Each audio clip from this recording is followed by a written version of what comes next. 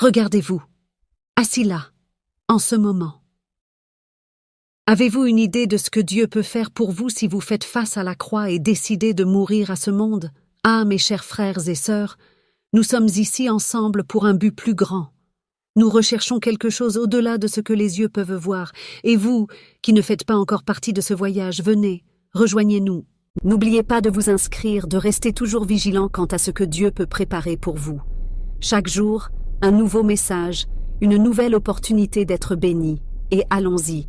Oui, rendons-nous à la parole du Seigneur, car c'est de cela que nos âmes ont soif. Merci Seigneur, merci beaucoup. Maintenant, permettez à l'Esprit Saint de toucher profondément votre cœur. Le sentez-vous? La présence divine est ici, parmi nous. Ce n'est pas quelque chose que nous pouvons ignorer. Ce n'est pas quelque chose que nous pouvons éviter. Elle est ici, et vous le savez. Approchez-vous. Applaudissez, célébrez, car il se passe quelque chose de merveilleux. Nous ne sommes pas ici par hasard. Chaque battement de votre cœur, chaque souffle, est un reflet de l'amour inconditionnel de Dieu pour vous. Il vous aime, et je ressens cet amour si intensément que je ne peux que dire « Je vous aime aussi ». Ah, et oui, chère âme, je vous vois. Je vois la lutte, la douleur, le désir de quelque chose de plus.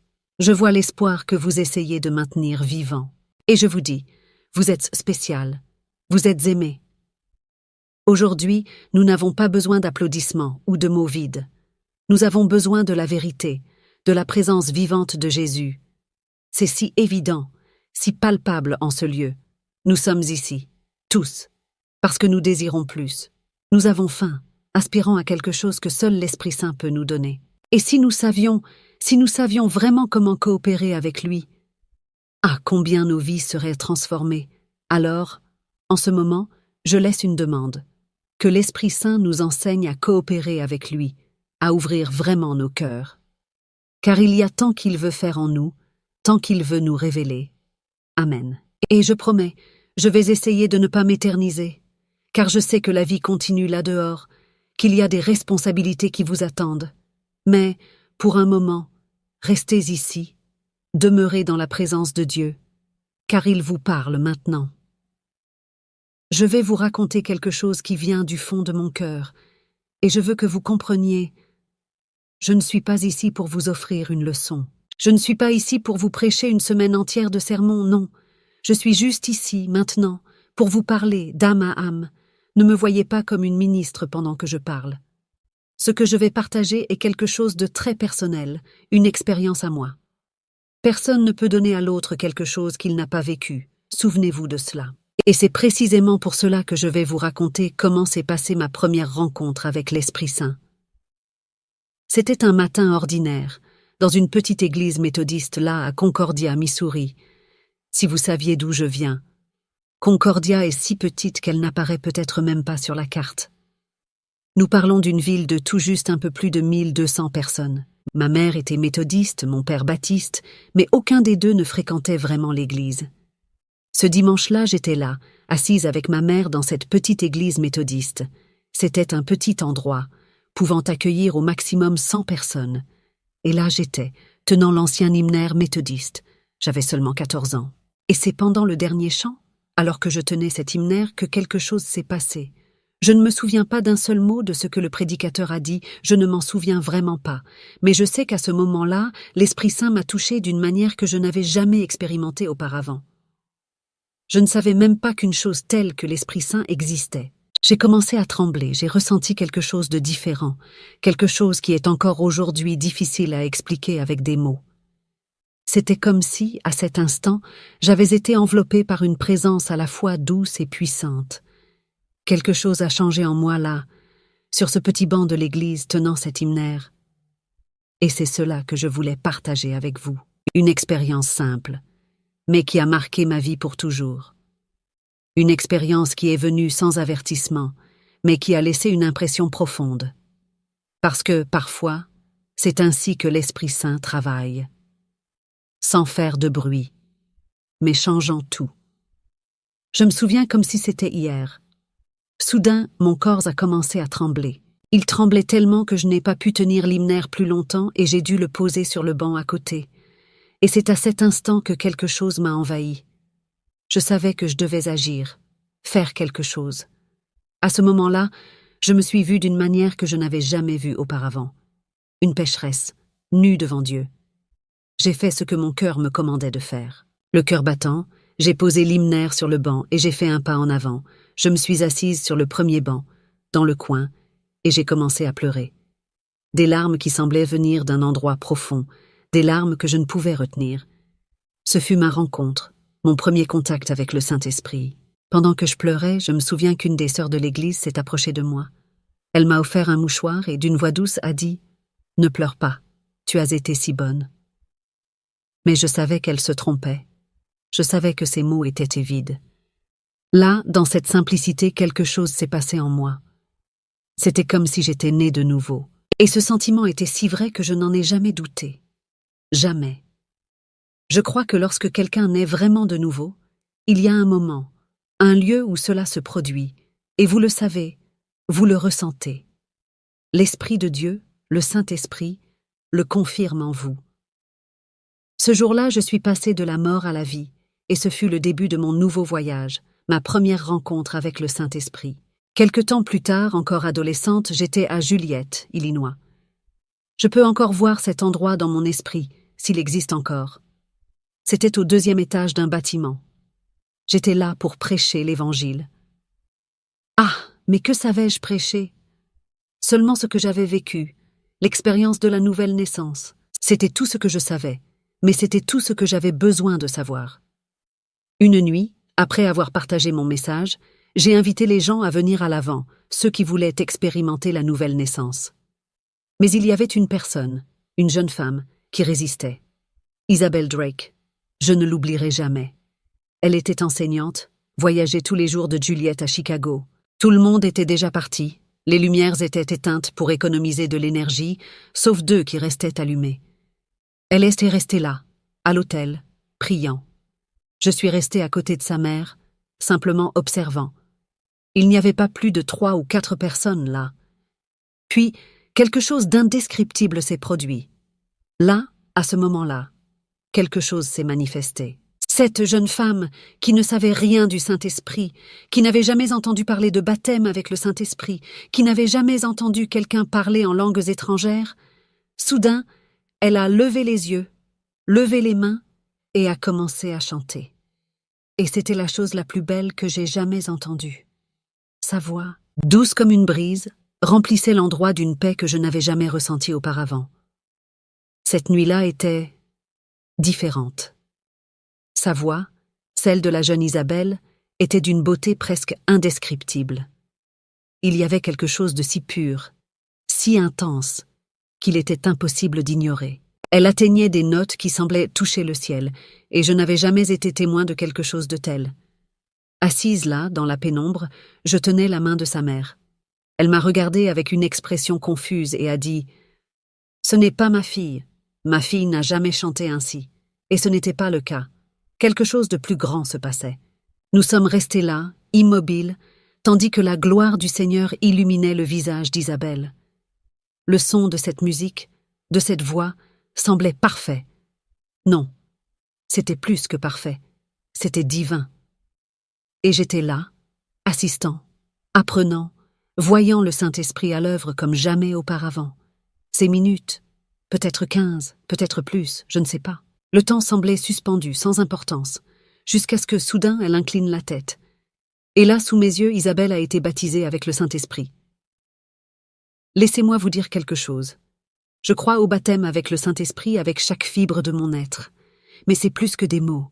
C'est une expérience. C'est quand il entre en vous et vous remplit complètement. Vous transforme de l'intérieur. Et quand le Saint-Esprit fait cela, c'est la perfection pure.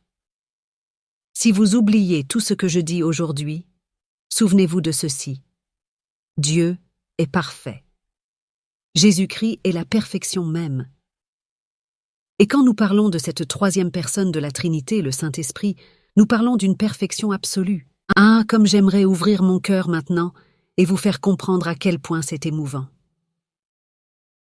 Le baptême avec le Saint-Esprit n'est pas quelque chose de commun, ce n'est pas une émotion passagère, c'est la manifestation de la perfection de Dieu dans votre vie. Et cette perfection ne se trompe pas, ne se méprend pas, n'est pas une voix quelconque. C'est quelque chose de si profond, si vrai, qu'il ne peut être imité. Nous vivons des temps compliqués. Nous entendons beaucoup parler du mouvement charismatique, des manifestations de l'Esprit.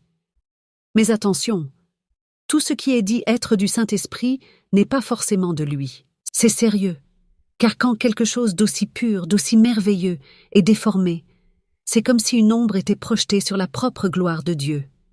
Il y a beaucoup de gens qui croient que, parce qu'ils ont prononcé quelques mots dans une langue inconnue, ils ont été remplis du Saint-Esprit. Beaucoup professent avoir reçu ce baptême, mais en réalité, ils n'ont pas compris ce que signifie être transformé par la présence réelle du Saint-Esprit. Le Saint-Esprit n'est pas une émotion passagère, ce n'est pas simplement parler en langue. Il est la manifestation de la perfection de Dieu. Alors, souvenez-vous de cela. Quand c'est le Saint-Esprit qui parle, c'est un langage parfait, une manifestation de la perfection de Dieu dans votre vie. Ne vous laissez pas tromper par des imitations. Recherchez le vrai. Recherchez la perfection du Saint-Esprit. Regardez. Tant de gens disent qu'ils ont été remplis du Saint-Esprit, mais l'ont-ils vraiment été? Combien parlent d'une expérience qu'ils n'ont jamais vécue, d'un baptême qu'ils n'ont jamais expérimenté? Jean-Baptiste a été clair lorsqu'il a dit « Je vous baptise d'eau, mais il y a quelqu'un de plus grand que moi qui vous baptisera du Saint-Esprit. » Et c'est exactement cela que nous devons nous rappeler. Tout ce que nous recevons, absolument tout, vient à travers Jésus. Il est l'unique, le donateur, celui qui nous accorde le baptême du Saint-Esprit. Cela doit être plus que des mots, plus qu'une idée. Que le Saint-Esprit fasse vibrer cette vérité en vous, ici et maintenant. Laissez cette vérité toucher votre cœur, ouvrez votre esprit. Et s'il vous plaît, ne faites pas de cela une théorie. La théorie est froide, distante, et on s'y perd, on s'éloigne de la vérité. Je me souviens d'un jour, là à Portland, Oregon, une sœur catholique, totalement étrangère aux théories et doctrines. Elle était du couvent du précieux sang. Elle n'avait jamais vu quelqu'un rempli du Saint-Esprit. Elle n'avait jamais expérimenté cela. Mais lors de cette réunion, la puissance de Dieu l'a atteinte d'une manière si forte que, vêtue de son habit, elle est venue vers moi, timide, et a dit « Je viens d'être guérie ». J'ai répondu avec joie « Quelle merveille, sœur, je suis si heureux ». Elle a commencé à s'éloigner, mais a fait seulement 3 pas avant de s'arrêter, de se retourner, et presque en chuchotant, a admis « J'ai faim, faim de plus du Saint-Esprit ». Et à ce moment-là, sans que je la touche, sans que je dise un seul mot, la puissance de Dieu est descendue sur elle de manière si intense qu'elle a été prosternée là même. Avant de toucher le sol, elle a commencé à parler dans la langue la plus belle que j'ai jamais entendue. Il n'y avait personne là pour lui enseigner des théories, personne pour la guider sur ce qu'il fallait faire ou dire. C'était le Saint-Esprit, pur et simple, se manifestant d'une manière que lui seul peut faire. C'est la vérité. Il ne s'agit pas de théorie, mais d'une expérience réelle, vivante, qui vient directement de Dieu, à travers Jésus. Et quand le Saint-Esprit se manifeste, il n'y a pas de confusion, il n'y a pas de doute. Il n'y a que la perfection du pouvoir de Dieu en action. Ah, mais à ce moment-là, Jésus, à travers le Saint-Esprit, remplissait cette âme d'une manière si profonde, si pure. Un silence sacré s'est emparé de la foule. Et laissez-moi vous rappeler quelque chose. Ne vous méprenez pas. Le bruit n'est pas un signe de pouvoir. Pas toujours. À cet instant, ce qu'on entendait, c'était le son des cœurs battant à l'unisson, le son des sanglots étouffés, les pleurs de ces personnes dans l'auditorium. C'était comme si les anges eux-mêmes s'agenouillaient, en révérence. Cette sœur, qui n'avait jamais été enseignée sur comment se rendre au Saint-Esprit, l'a fait de manière si naturelle, si fluide, comme si c'était la chose la plus simple du monde. Et c'est ainsi que, de ses lèvres, a jailli une langue céleste, quelque chose de si beau que vous sentiez que vous deviez enlever vos chaussures, parce que nous étions en présence du Très-Haut. Si vous pouvez reconnaître la perfection du Saint-Esprit, alors vous recevez une révélation divine, une révélation qui transforme, qui illumine. Et c'est précisément pour cela que mon message aujourd'hui est si crucial. Quelque chose se passe, jeunes gens. Les choses bougent, s'accélèrent d'une manière que nous n'avons jamais vue auparavant. C'est pourquoi il est vital que vous compreniez qu'il peut et veut vous utiliser, surtout en ces derniers temps. Je dis cela parce que je le crois avec chaque atome de mon être. Tout ce qui s'est passé dans l'Église primitive est en train d'être restauré maintenant, dans cette génération. Je crois profondément que nous vivons les derniers jours, que c'est la dernière génération de jeunes avant la grande tribulation. Et je dois y croire, parce que je connais les prophéties, je sais ce qui est à venir. Vous qui êtes ici aujourd'hui, vous êtes la dernière génération de cette dispensation. Et je dis cela avec le plus grand sérieux, avec la conviction que c'est quelque chose d'une importance extrême. Vous devez agir, vous devez prendre position. Je crois que nous sommes dans les dernières heures et que tous les dons, tous les fruits de l'esprit sont en train d'être restaurés à l'Église. J'ai déjà vu des cultes où tous, sans exception, ont été guéris par la puissance de Dieu. J'ai vu des miracles qui défient toute logique. Comme cette nuit-là, avec cette sœur catholique, remplie du Saint-Esprit, la même, devant moi. Et à ce moment-là, peu importait qui était dans la foule, j'étais complètement immergée dans la révélation spirituelle que Dieu m'avait donnée. Parfois, je me demande si cela n'était que pour moi. Le jour de la Pentecôte, tous furent remplis du Saint-Esprit. Et maintenant, mes amis, l'heure est si proche. Le temps s'épuise, et la nécessité de se livrer à cette vérité, d'agir en conséquence, n'a jamais été aussi urgente. Quand de tels moments se produisent, quand l'unité dans l'esprit est présente, quelque chose de puissant est sur le point d'arriver. Quand le Saint-Esprit descend sur tous, même ceux qui ne savent rien de lui, c'est comme si des vagues de gloire les frappaient, remplissant chaque âme présente. Et j'y crois de tout cœur. Mais je veux que vous compreniez quelque chose de vital. Tous ceux qui sont guidés par l'Esprit de Dieu suivent une direction, sont conduits. Et si vous me demandez comment je le sais, souvenez-vous d'une chose. Je ne crois pas que Dieu m'ait donné quelque chose qu'il ne vous donnerait pas. Je n'ai rien de spécial, et je jure devant Dieu, il n'y a rien qu'il ait fait pour moi qu'il ne ferait pour vous, si vous êtes prêts à en payer le prix. Je ne vais pas vous mentir, cela coûte cher. Et de nos jours, tout le monde veut un raccourci, un moyen plus facile, mais avec Dieu, il n'y a pas de marché. La vérité est que le prix est élevé, et il serait malhonnête de ma part de dire que ce n'est pas le cas. Si vous me voyez à l'autel, cela peut sembler glamour, mais il y a un prix intense, un sacrifice profond derrière tout cela. Et nous devons faire face aux faits. Nous vivons dans une génération qui souvent fuit la vérité, qui ne veut pas affronter la réalité. Mais quand il s'agit des choses d'hommes spirituels, il n'y a rien de plus important que d'affronter la vérité, aussi dure soit-elle. Je comprends ce que David voulait dire quand il a crié « Ne retire pas de moi ton Saint-Esprit ». Je ressens cette vérité dans mon âme, peut-être plus que toute autre personne ici. Parce que je ne crains pas Satan, je peux utiliser les mêmes armes que Jésus a utilisées contre lui. Il est écrit, et avec cela, je peux affronter n'importe quelle force de l'enfer. Je ne crains aucun homme. Mais il y a quelque chose qui m'effraie profondément. Attrister le Saint-Esprit, perdre cette onction précieuse. Vous ne le savez peut-être pas, mais il y a beaucoup plus derrière ce ministère que le glamour que vous voyez. Les milliers qui étaient hier dans cette arène n'ont vu que les miracles, n'ont assisté qu'à la gloire. Mais peu, très peu, savent le prix qui a été payé avant que ces miracles ne puissent se produire. Ne retire pas de moi ton Saint-Esprit.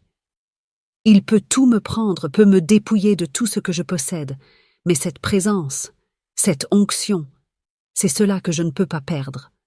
Si tout ce que j'avais était les vêtements sur mon dos, les chaussures à mes pieds, si je devais vivre de pain et d'eau pour le reste de ma vie, je le ferais. Alors, que Dieu m'aide.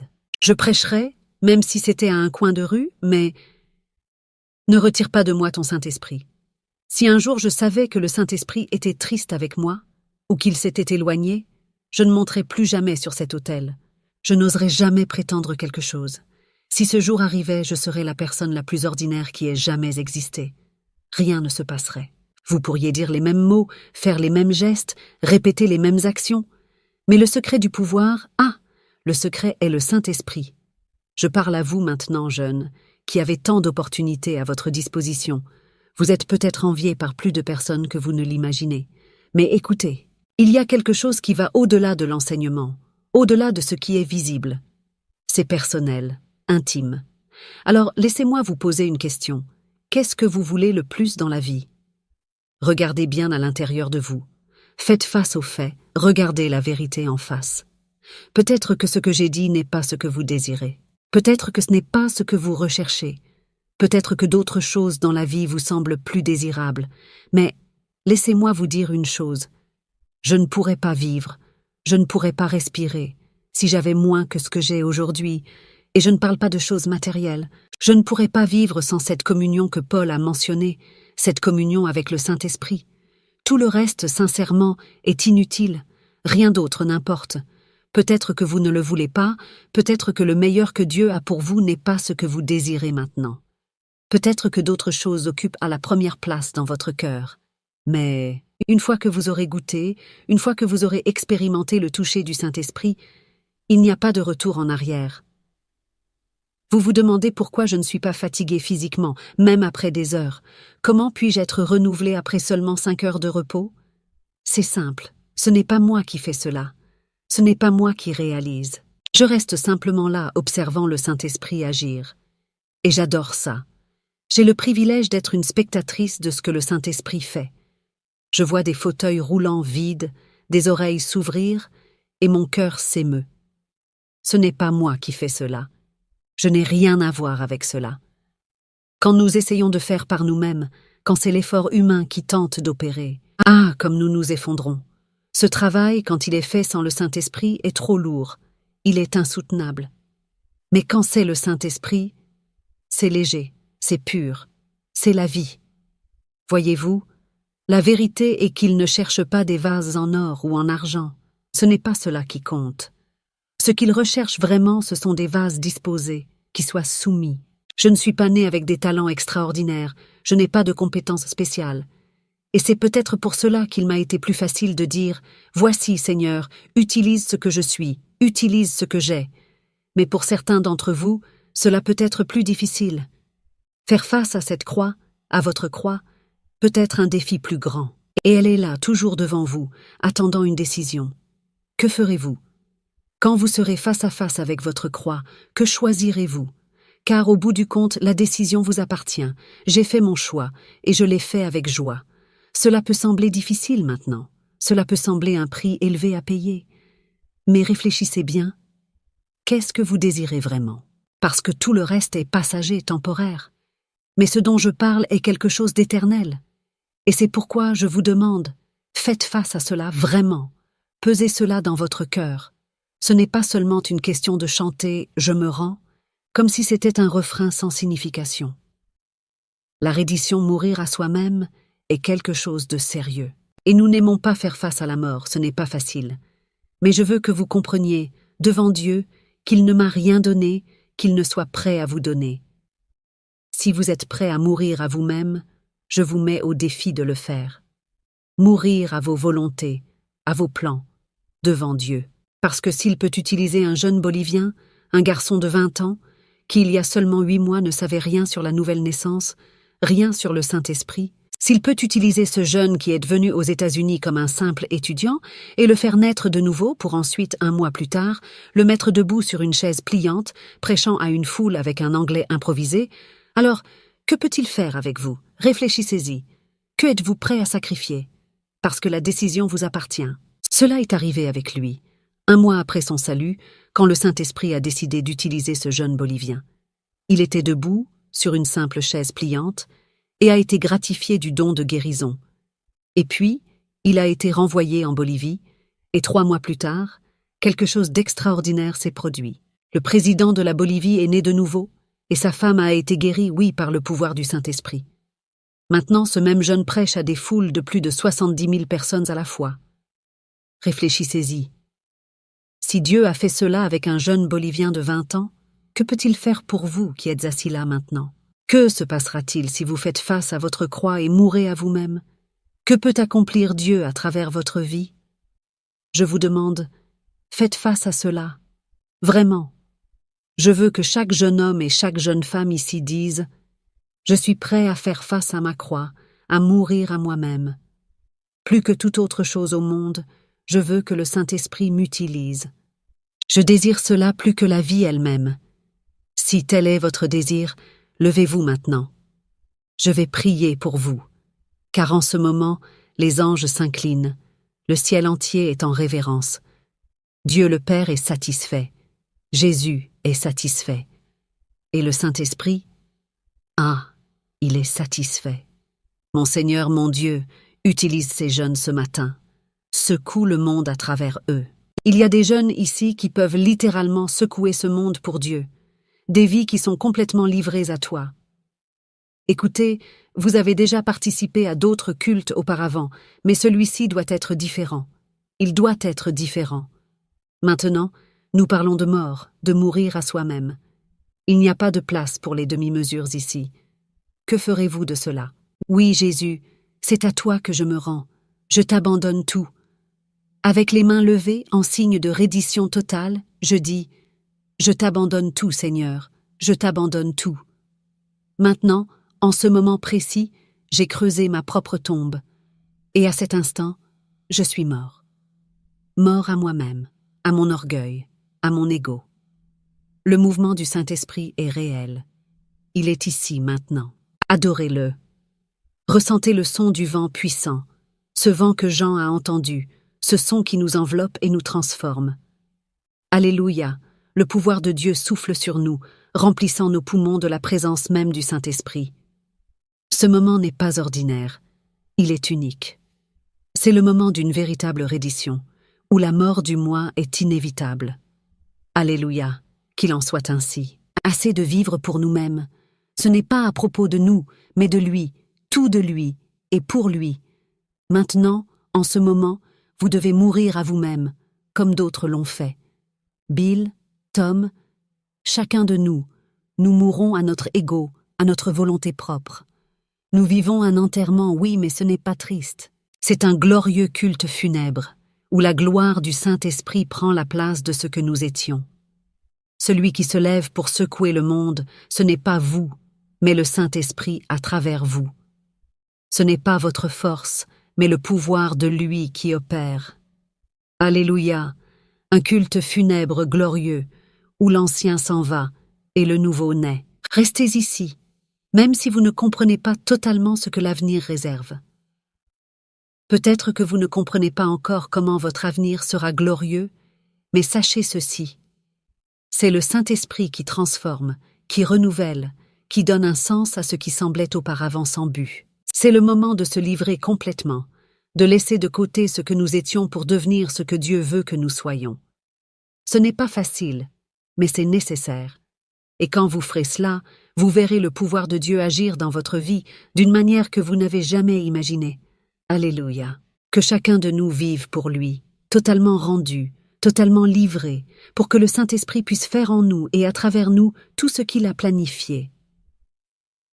Je lève mes yeux vers les montagnes, et je me demande, d'où viendra mon secours? Mon secours vient du Seigneur, le Créateur des cieux et de la terre. Il ne permettra pas que vous trébuchiez. Votre gardien est toujours alerte. Oui, le protecteur d'Israël ne dort jamais. Il veille sans cesse. Le Seigneur est votre protecteur, comme une ombre constante à votre droite. Pendant le jour, le soleil ne vous fera pas de mal, et la nuit, la lune non plus. Le Seigneur vous protégera de tout mal. Il gardera votre vie.